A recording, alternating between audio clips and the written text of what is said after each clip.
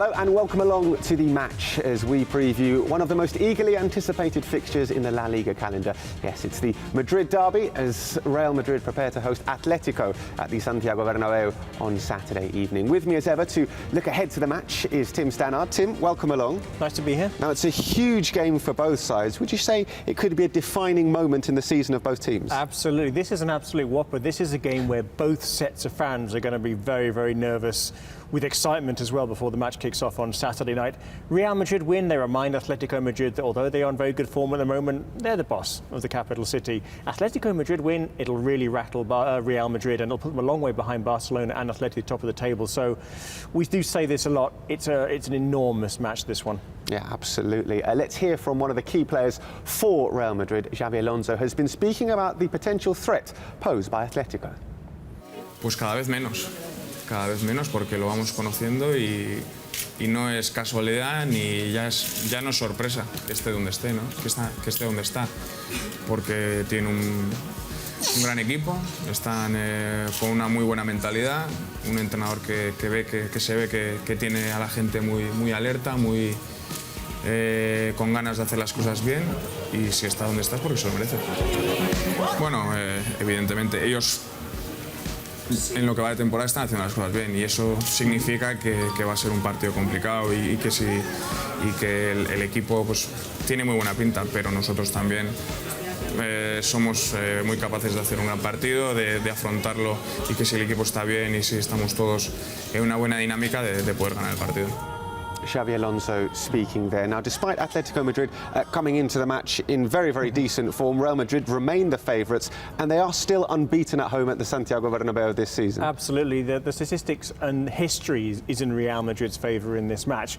Atletico have not won this game since the 1999-2000 season, which ended up with them being relegated, so they used all their luck in that particular game. Jose Mourinho has won all 6 matches in his 2.5 seasons or so in charge at Real Madrid against Atletico Madrid, so the league games, and remember those cup games a couple of seasons ago as well. So everything is in their favour at the moment. Yes, they had a bad result against Real Betis at the weekend, and it certainly caused a few nerves, I think, here at the Santiago Bernabeu. However, if you really want to get your season back on track, get the confidence up again and get the fans really behind you, it's Atletico Madrid. They are the gift that keep on giving, and I think they're going to hope they do so again this weekend. So you're expecting the Real Madrid players to be really fired up for this one? If they're not fired up for this one, they won't be fired up for anyone. It is what they need, because we've talked about some games previously where Celta Vigo have come, Zaragoza or Deportivo, and you expect a win. You expect a home win, and there is that kind of sense in the Santiago Bernabeu as well that whatever happens, Real Madrid will come out on top. But there are doubts in this one. It is going to be a really, really close, exciting, interesting game, and there is this tension, as we said, where you're not quite sure what the outcome is. So the fans are really going to be behind the team, and it's one that the players, especially Xabi Alonso, are very much going to be up for. Hopefully Real Madrid will thrive on any potential tension. Let's take a look at who Tim thinks will be starting for Real Madrid in the Santiago Bernabeu. I think it's going to be the full 11, basically. A very busy back four, marking the likes of Falcao and Sami Khedira coming in. Xabi Alonso, of course. Almost none of these players saw any action in their match against Alcoyano, so they've had a week off, you could say, so no international break or anything like that. So I think they needed some fresh legs after the performance against Betis. You could tell they were a little bit tired from the previous Champions League match. Only doubt really is whether it'll be Modric or Ozil, but I think on this one it might be Mesut Ozil, just to have a good run at the Atletico back four, which is very solid, but you never know what quite happened with them. Absolutely. Mesut Ozil did feature for Real Madrid in the 3-0 victory against Alcoyano, but Tim thinks he'll be starting against Atletico Madrid. Let's talk a little bit about the Rojiblancos, because they're having a sensational season. I mean, it's been a while since I said this, but this is their best chance to win the game since their last best chance to win the game, and there's so many reasons, but I think you have to look at Diego Simeone as the person who's inspired this, since coming in about a year ago. He came in just after Christmas last season when they got knocked out of the Copa del Rey. He's both inspirational, scary. He's not particularly technically innovative. When you go to his press conferences, you realise if you don't give 100%, what could happen to you as a player. And there's been some great quotes this week from some of the players who've talked about what is it that Simeone's done, because again, there's nothing new on the pitch. It's all to do with the spirit. It's all to do with what's inside. Thiago said he's instilled this self-belief, this self-confidence with the same group of players. And Arda Turan said, we don't question him. We just accept what he says and we do it. We just follow his orders. And there's your proverbial we'll run through walls for him. And previous Atletico managers, Gregor Manzano, Quique, Abel Aguirre, have never had that. They've always had some resistance in the dressing room. But Diego Simeone, as a former Atletico player and, as I said, a very scary gentleman, has got their undivided attention, you could say. They've also looked fairly solid defensively, which over the last couple of seasons, you couldn't have said that Atletico Madrid were good at the back. No, I mean, you always expected some kind of foul up at the back, a last-minute goal. But I went along to the Calderon on Sunday against Sevilla, and it was a 4-0 win, but a completely professional, solid, no-nonsense, no messing around victory. And that's what you get from Atletico this season. There isn't really any ups and downs. They've dropped points twice, once against Levante in the opening day of the season and a defeat at Valencia. But you know what?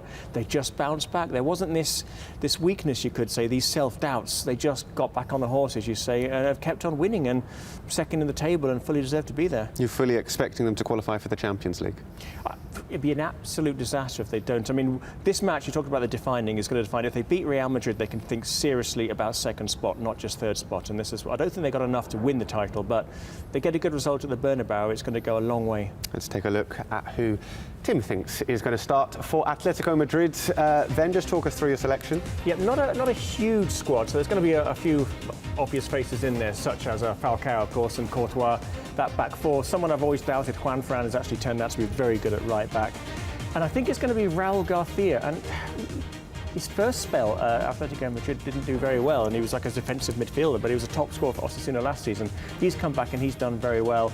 Arda Turan will be sort of floating around in the middle, so you'll see those two switching there. So it's a team built to harass. It's a team built to work hard. They're not really going to go at you from the off. They're going to sit back, cede possession, almost like Levante play, but a little bit higher quality and less violent, you could say. But very patient, but very, very effective. And when you got Falcao there, give him half a chance, he will score. Certainly is a team that's capable of causing Real Madrid one or two problems. That's the big one for us in La Liga this weekend. Let's take a look at some of the other fixtures then. The Spanish top flight. Just talk us through your predictions here, Tim. Yeah, a narrow home win for Osasuna. Malaga are travelling to Getafe. Because I'm not sure whether they're good or bad at the moment. I'm going to go for a draw. OK, Valencia hosting Real Sociedad. Yeah, Valencia only turn up in the Star at the moment, so a home win. Athletic Bilbao travelling to Barcelona. Comfortable win for Barcelona. The big one, the Madrid Derby. Despite what I'm saying, I think history is going to repeat itself. It's going to be 3-1 to Real Madrid on Saturday. Espanyol, who sacked their manager midweek, travelling to Granada. Yeah, bad news for Pochettino, great news for Javier Aguirre, who I love. So I think it's actually going to be, you know what, I'm going to go for a home win. An away win to Espanyol. OK. Real Betis travelling to Deportivo La Coruña. Draw. Celta Vigo hosting Levante. Home win to Celta. Mallorca and Zaragoza, two teams in all sorts of trouble. Yeah, not a great game, this one. Another draw. And the Monday night game is Sevilla against Valladolid. Sevilla hit and miss, and then miss again. But I think it's going to be another hit with a home win to Sevilla. OK, just time for us to get your scorer predictions then. Who do you think is going to find the back of the net for the two teams? I think Atletico are going to take the lead. I think Falcao is going to get the first goal. Then I think it's going to be a dramatic comeback for Real Madrid. Cristiano Ronaldo is due a couple, so two from him and one from Sergio Ramos. We say that every week, I think. Fair enough. Sounds good to me. That's all we've got time for on this edition of The Match. Do join us next time. But from Tim and myself, it's adios.